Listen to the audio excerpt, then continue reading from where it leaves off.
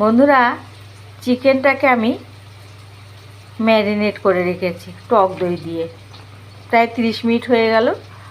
আর আমি চিকেনের আলু না একদম ভাজি না, যত তেল কম দিয়ে রান্না করা যায়। নুন আর হলুদ দিয়ে চিকেনের আলুগুলো আমি সিদ্ধ করে নিই।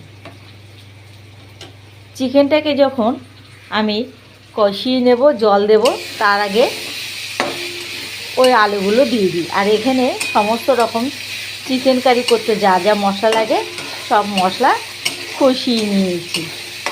মশলাগুলো তো কষানো হয়ে গেছে, এইবারে চিকেনের টুকরোগুলো আমি দিয়ে দিলাম, দিয়ে একটু ভালো করে কষিয়ে নিচ্ছি।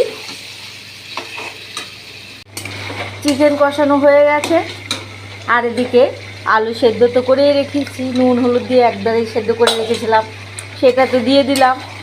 আর এই দেখো গরম জল করে রেখেছি, এই গরম জলটা এবারে এর মধ্যে ঢেলে দেবো, দিয়ে একটু ফুটিয়ে নেব। ফুটিয়ে নিলেই হয়ে যাবে চিকেন কারি। একটু ঝোল ঝোল রাখি আমি। ঠিক নামানোর আগে একটু গরম মশলা দিয়ে দেবো। চিকেন কারি হয়ে গেছে, ঠিক নামানোর আগে যে গুঁড়ো গরম মশলা দেবো, এই মশলাটা কিন্তু আমি গোটা গরম মশলা হালকা করে একটু ভেজে নিয়ে গুঁড়ো করে নিয়েছি।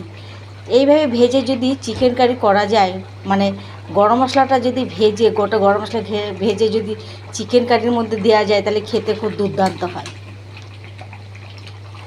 এই দেখুন আমি পুরো ভেজে নিয়েছি, হাতে লেগেই আছে। বেটে নিয়েছি শিলনোড়ায়, আর একটু তাওয়াতে একটু গোটা গরম মশলাগুলো একটু নেড়ে নিয়েছি। হয়ে গেছে, এবারে নামিয়ে রাখলেই হয়ে যাবে।